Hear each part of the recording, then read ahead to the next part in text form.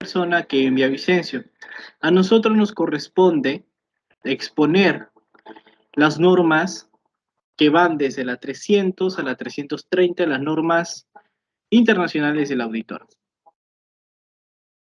Como norma 300, o también conocida como la norma de la planeación de la auditoría de los estados financieros, en ella se estipula que el auditor debe planear con antelación el desarrollo de la auditoría, ya que esto le permitirá organizar y administrar de forma oportuna y apropiada el trabajo, lo que conlleva como resultado a un trabajo eficiente y efectivo. Asimismo, esta norma señala que el auditor debe seleccionar de forma acorde y competente a su equipo de trabajo, mismos que deben tener las capacidades necesarias para desarrollar la función que el auditor les designe. Como objetivo, podríamos mencionar que esta busca que el auditor planifique acordemente el desarrollo de la auditoría para lograr un trabajo efectivo y apropiado. Entre los requisitos de esta norma encontramos como número 1 la participación de miembros clave del equipo de trabajo. Este requisito refiere a la interacción que debe existir dentro del equipo de trabajo del auditor, donde se deben intercambiar ideas útiles, mismas que deben favorecer a la estrategia establecida por el auditor. Como requisito número 2, las actividades preliminares de trabajo. Este requisito va de la mano de lo estipulado en la norma 210 y 220, donde se busca, en primer lugar, aclarar los términos de trabajo con la administración y segundo, evaluar el cumplimiento de los requisitos éticos y la independencia con la finalidad de que el auditor mantenga la independencia y capacidades necesarias para el trabajo, sin que existan inconvenientes o malentendidos con la administración. Como requisito número 3, la planeación de las actividades. Esta se refiere a que el auditor debe establecer el alcance, la oportunidad y la dirección de la auditoría, con el fin de alcanzar los objetivos determinados en la planeación. Asimismo, algo que no se le debe olvidar al auditor es la supervisión, misma que debe realizarse constantemente a su equipo de trabajo a fin de minimizar los riesgos y errores en el trabajo. Como otro requisito, la documentación. En este requisito se menciona que el auditor debe incluir la estrategia general establecida para dicho trabajo, así como la planeación y todos los cambios que estos elementos hayan sufrido a lo largo de la auditoría. Y como último requisito, las consideraciones adicionales para trabajos de auditoría de primer año.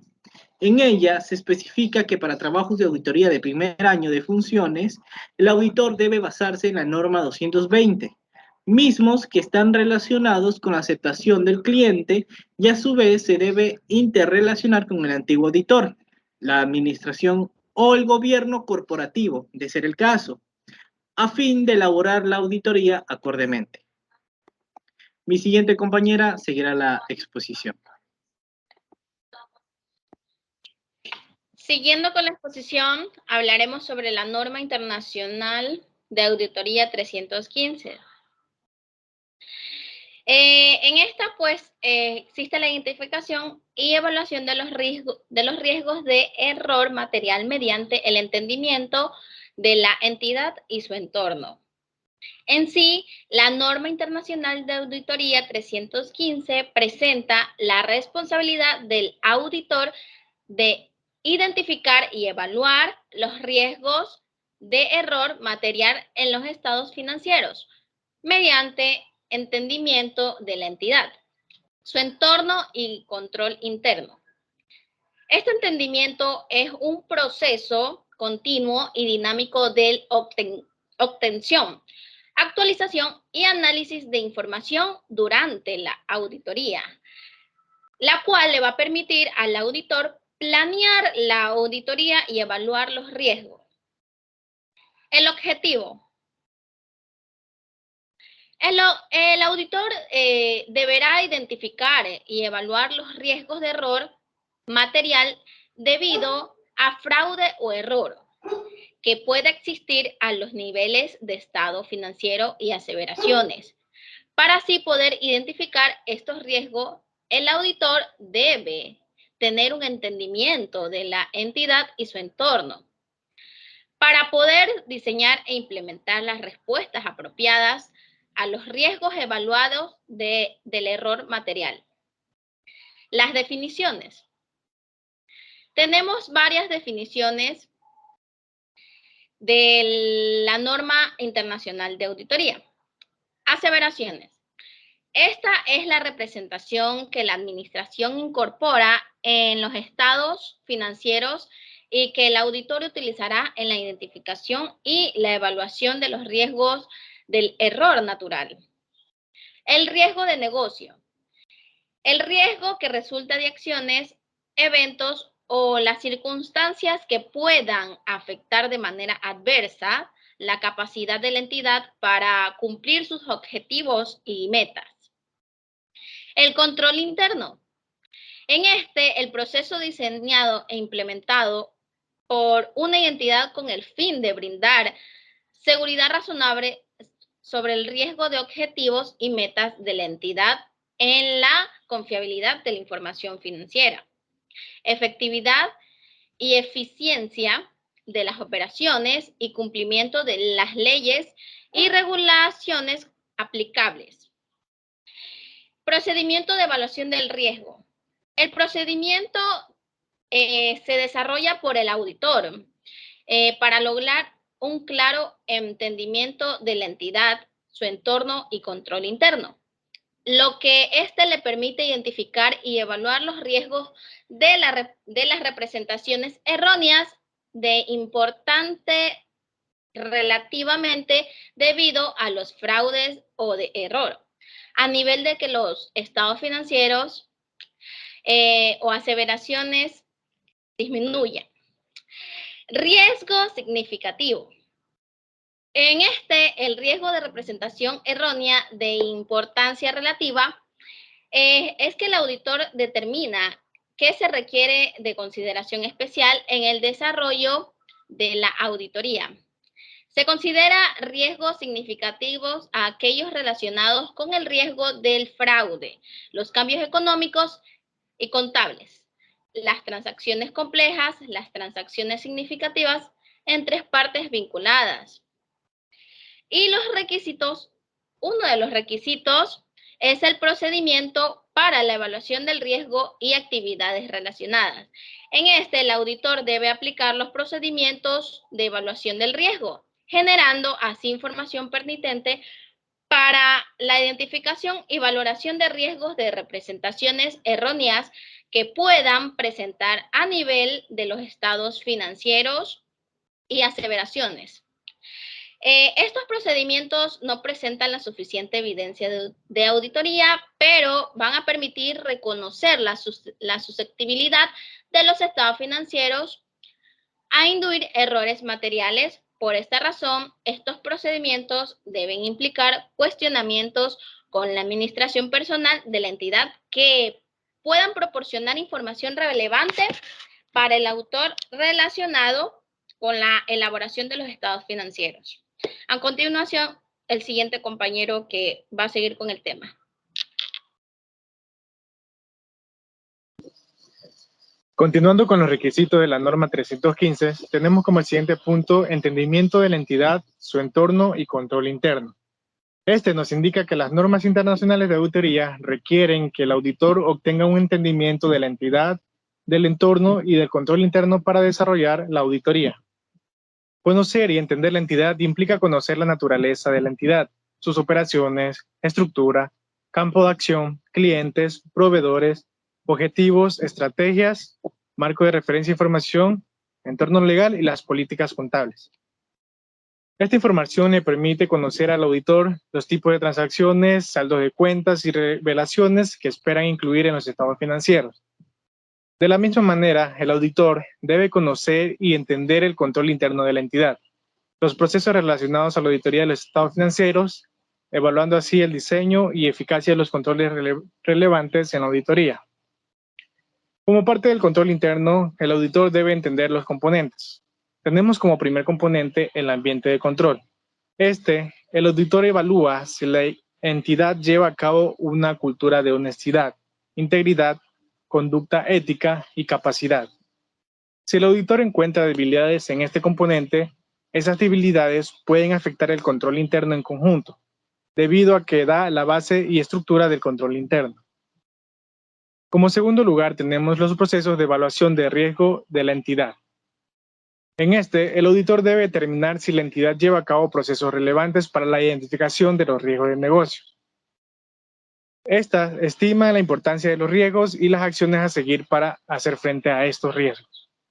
El auditor debe entender dichosos procesos, lo que le ayuda a reconocer si existen riesgos que el control interno no ha identificado y saber si estos riesgos presentan una debilidad importante al momento de la evaluación del riesgo de la entidad. Otro punto que tenemos es el sistema de información y comunicación.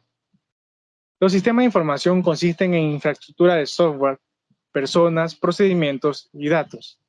El sistema de información produce reportes, contiene información operacional, financiera y relacionada con el cumplimiento que hace operar y controlar el negocio.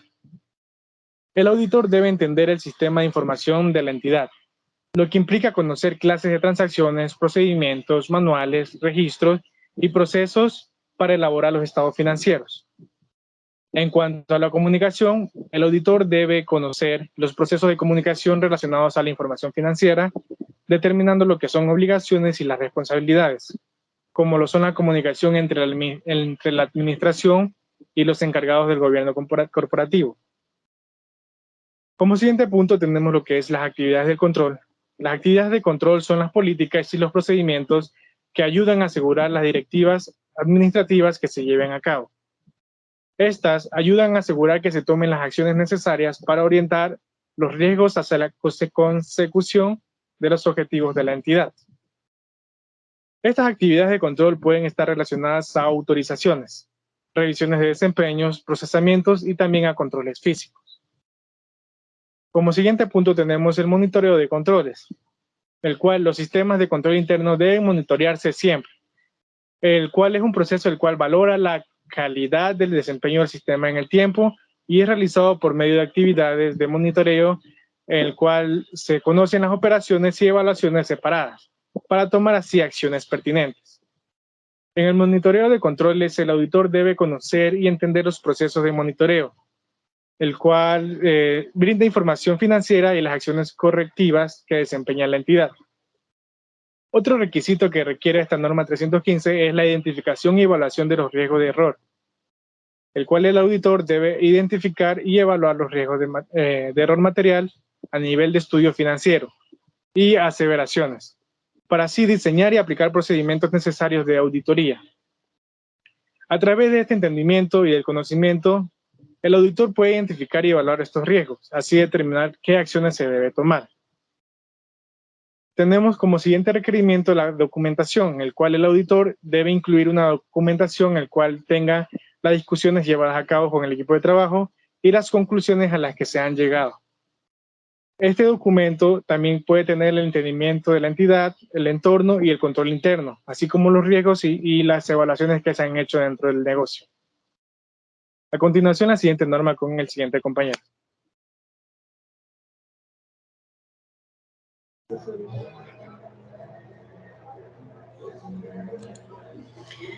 Bueno, a continuación, a mí me toca dar sobre la norma internacional de auditoría 320. Tenemos como importancia relativa en la planeación y en la realización de una auditoría que al momento de que el auditor emita su opinión sobre los estados financieros, debe evaluar la importancia relativa de representaciones erróneas y asuntos que afectan los estados financieros en conjunto. O sea, la determinación de la importancia relativa depende del juicio profesional del auditor, quien puede basarse en el marco de referencia de información aplicable. Objetivos. El auditor debe apropiar el concepto de importancia relativa durante la planeación y desarrollo del trabajo de la auditoría. Definición. La importancia relativa del desempeño tenemos como importancia relativa del desempeño que es la cifra que el auditor establece para la importancia relativa en los estados financieros, para reducir la probabilidad de que existan representaciones erróneas sin corregir y detectar que excedan la importancia relativa. Requisitos. Tenemos como primer punto la determinación de la importancia del desempeño. El auditor debe determinar la importancia relativa para los estados financieros como un todo.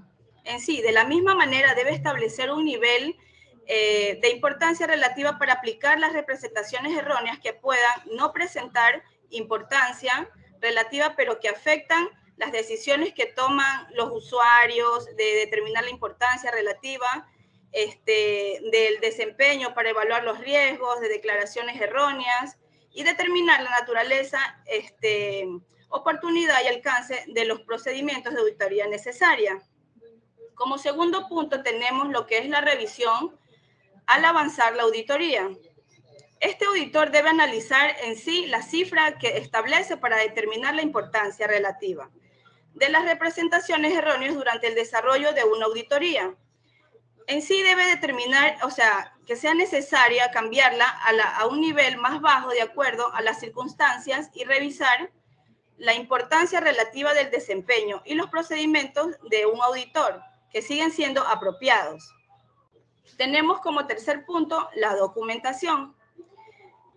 Dentro de la documentación de la auditoría, el auditor debe en sí incluir las cifras y factores consideradas para determinar la importancia relativa de los estados financieros como un todo, los niveles de importancia relativa para situaciones específicas, importancia relativa del desempeño y las revisiones pertinentes que se desarrollan durante una auditoría. A continuación, mi siguiente compañero, por favor.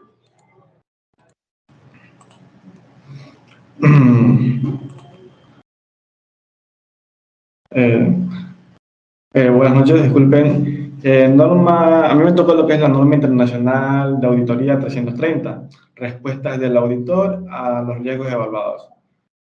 Nos dice que la norma internacional de auditoría 330 presenta la responsabilidad del auditor de planear e implementar respuestas a los riesgos de presentación errónea de importancia relativa, identificados y evaluados durante la auditoría de los estados financieros.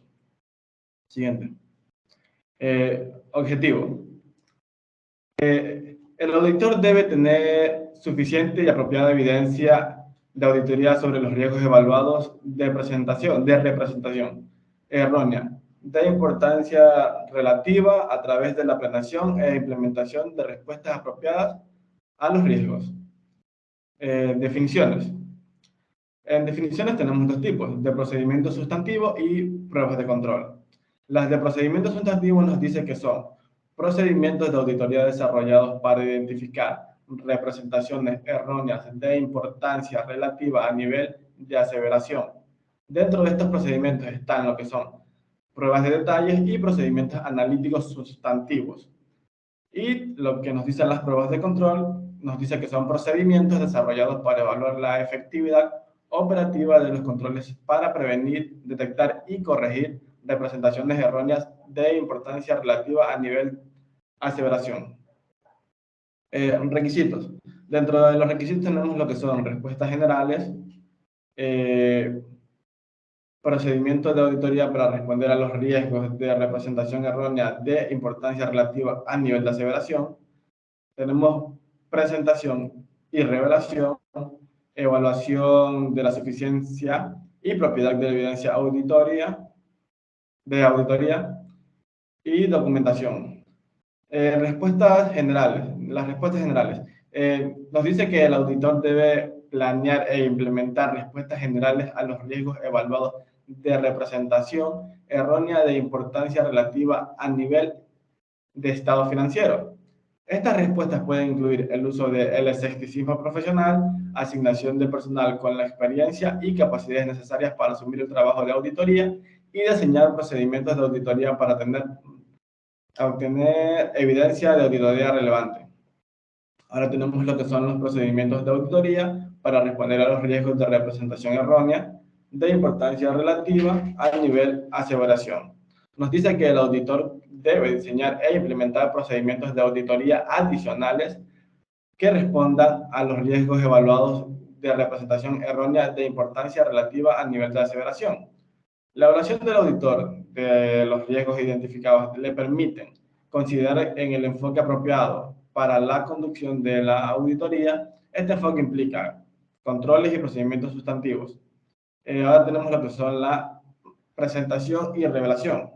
Esto nos dice que el auditor debe evaluar debe evaluar si la presentación de los estados financieros están de acuerdo al marco de referencia de información financiera aplicable. Evaluación de la suficiencia y propiedad de la evidencia de auditoría.